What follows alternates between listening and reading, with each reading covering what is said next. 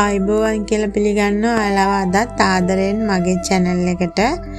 ඔන්න එහෙනම් දැන් ඔයාලට පේනවා ඇති මම අද මොනවද හදන්න යන්නේ කියලා ඔයාලා thumbnail එක දැක්කනම් දකින්න ඇති.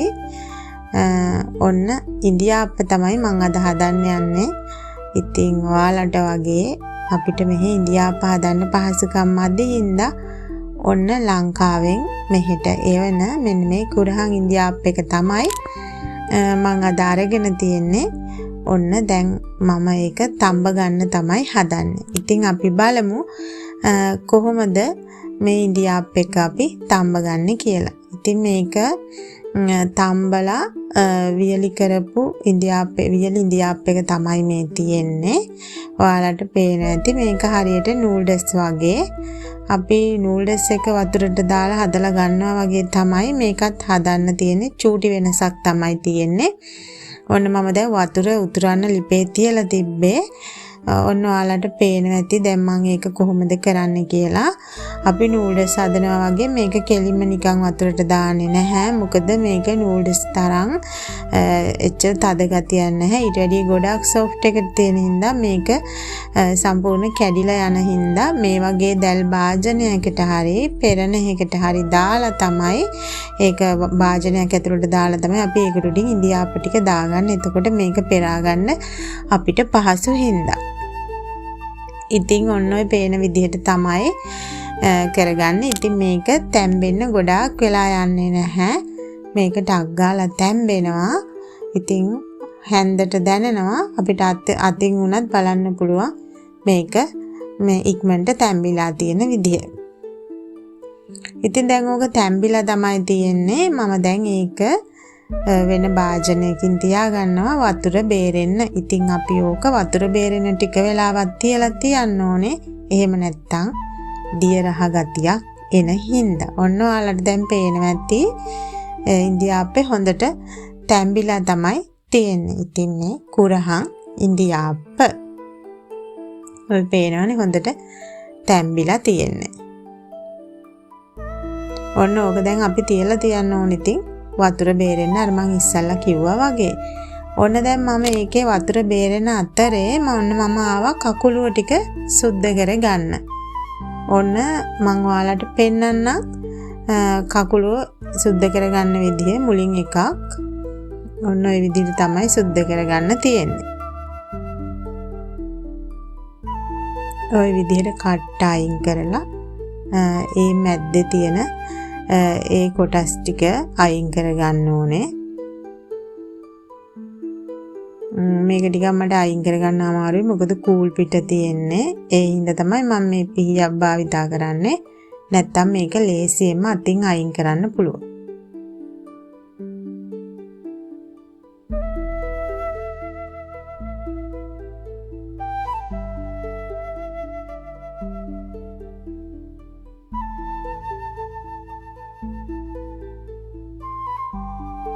ඉතින් ඔයාලට පේනවා ඇති ඔන්න ওই විදිහට අපි අතින් මේ ටික සෝදලා ඔක්කොම අයින් කරගන්න ඕනේ. කට්ට ගලවලා මැද කොටස සුද්ධ කරලා කකුල ලොකු වැඩි කියලා හිතෙනවා නම් ඕක මැද්දෙන් දෙකට කපා ගන්න පුළුවන්. ලොකු කෑලි තියෙන අඬු ඒවා අපිට වෙනම අයින් කරගන්න පුළුවන්. ඉතින් මම මේක දෙකට මැද්දෙන් කපන්නේ නැතුව සම්පූර්ණ කකුලුව තමයි ගන්නෙ. ඉතින් මේක එච්චර ලොකු අඬු කෑලි නැති හින්දා මම ওই විදිහට තියෙන දෙනවා. ඔයාලා කකුලුව උයන්න ඇද්දි ලොකු අඬු තිබුණොත් ඔයාලට පුළුවන් ඒවා වෙනම ගලවලා ඊට පස්සේ ඒක සෝදලා පොඩ්ඩක් පිහියකින් හරි මොනියම් හරි ආයුධයකින් පොඩි දෙයකින් ඒ කටුව පොඩ්ඩක් යන්තම් දෙතුන් පාරකින් තට්ටුවක් දාලා ඒක තලාගෙන අපි උයන එකට එකතු කරගත්තට පස්සේ ඒ කකුළු අඬු ඇතුලේ තියෙන මසුත් රසයි. ඒ කියන්නේ අපි උයන දේවල් වල ලුණු ඇඹුල් ඒකට අල්ල ගන්නවා. එහෙම කරාට පස්සේ ඉතින් ඔන්න විදිහට මම දැන් ඔක්කොම ටික සුද්ධ කරගන්නවා.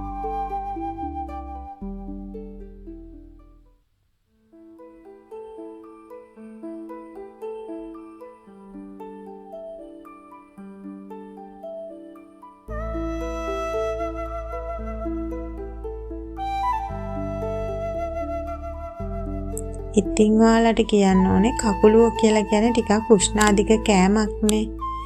ඉතින් මේ වගේ දෙයක් හදනකොට ඔයාලට පුළුවන් මේකට මුරුංගා පොත්තක් එහෙම නැත්නම් මුරුංගා දළු ටිකක් එකතු කරගන්න.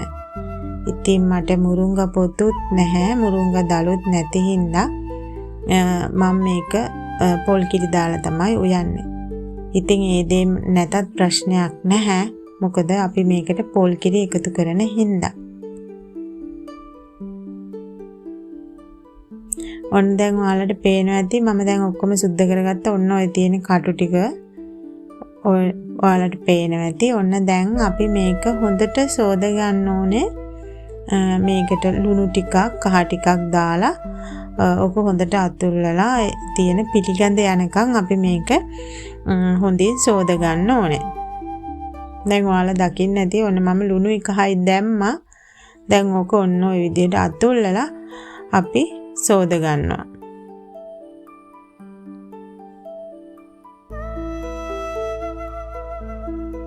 ඔන්න දැන් මේ ඔයාලා දකින්නේ මම හොඳට සෝදගෙන ආව කකුලුව ටික. ඔන්න දැන් අපි හදන්නේ මේක හදන්න. ඔන්න ඔයාලට පේනවා ඇති මම දැන් වලදක් ලිපේ තියලා තියෙනවා. ඊට පස්සේ අපි මේකට තෙල් ටිකක් දාගන්න ඕනේ. ලිප පත්තු කරලා තෙල් ටිකක් දාගන්නවා.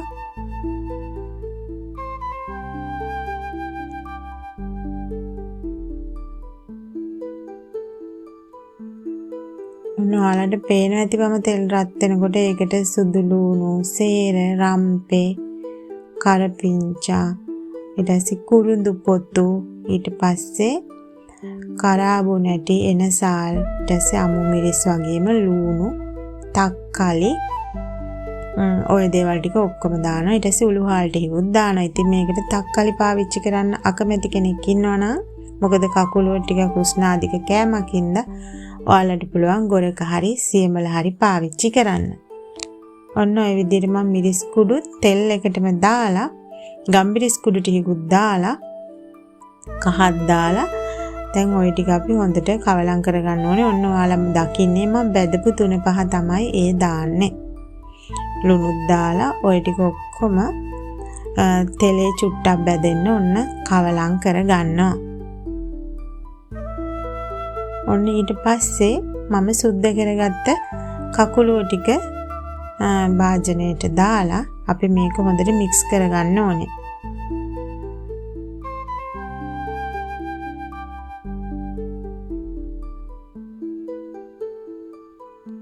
ඔන්න ඊළඟට මම මේකට වතුර තමයි දාන්නේ. මේ භාජනයේම හොදලා වතුර ටිකක් දානවා. කැමති කෙනෙක්ට පුළුවන් මේක දිය කිරෙන් ලිපේ තියලා මිටි කිරි දාන්න. ඉතින් මම මෙතනදි කරන්නේ කකුලුව තැම්බෙන්නේ වතුර වලින් තියලා කිරි දාන එක. ඔන්න දැන් ඔයාලට පේනවා ටික වෙලාවකට පස්සේ තමයි ඔය දැන් කකුලුව ටික හොඳට තැම්බිලා තමයි තියෙන්නේ. ඉතින් මම දැන් මේ වෙලාවට තමයි මේකට මිටි කිරි එකතු කරගන්නේ. ඔයාලට පේනවා ඇති ලස්සන පාටක් තියෙනවා.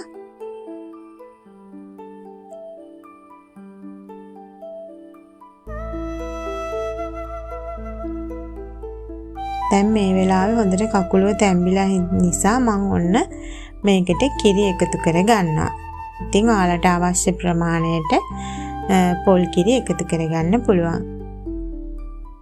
ඉතින් මම හොදි ටිකක් වැඩිපුර තියාගත්තා. ඔන්න ඔයාලට පේනවා ඇති මම මෙතනදී පාවිච්චි කරන්නේ මැගි පිටිකල පොල් කිරි හින්දා එතන කැට ගතියක් තියෙන. ඒක උතුරනකොට හරියනවා. ඉතින් මම ලුණු බැලුවා. ඔන්න මම ආපහු බෙදපු 3-5 කුඩු ටිකක් එකතු කරගත්ත මදි වගේ හින්දා දැන් හොඳට අපි පොල් කිරි ටික උතුරව ගන්න ඕනේ. ඔයාලට පේනවා ඇති දැන් ලස්සන පාටක් තියෙනවා.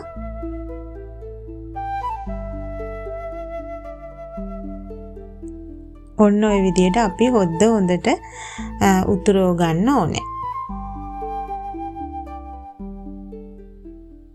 ඉතින් ඔන්න දැන් ඔයාලට පේනවා ඇති මං හදාගත්ත මගේ රස කකුලුව කරි එක.